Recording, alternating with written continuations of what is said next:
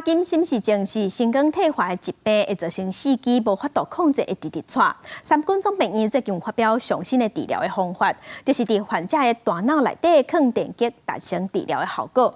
已经有40个患者接受这项手术，有90成的人拢有改善。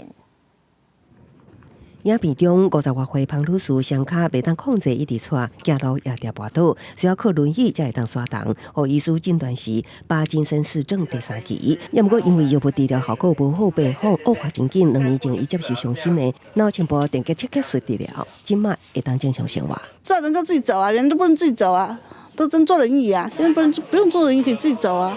然后想去买菜也可以去买菜啊。 三中医疗团队表示，帕金森氏症是指数失智症第2常看的神经退化性疾病，主要是因为大脑多巴胺神经细胞退化，造成脚手会喘、强硬走路异常等动作障碍。目前大约有8成患者会当靠药物控制病情，不过若药物控制无好，就会当考虑采用上新的脑前部电极切割术，叫做 DBS， 也就是伫病患清醒状态受理电极，利用电流调整切割器的参数，达到治疗 效果也会当降低药物产生动作失灵的副作用。因为我们做这种电生理做很久了，我们还是比较坚持，它就是改变那个讯号，把那个讯号不正常需要压下来，然后它的症状就会好。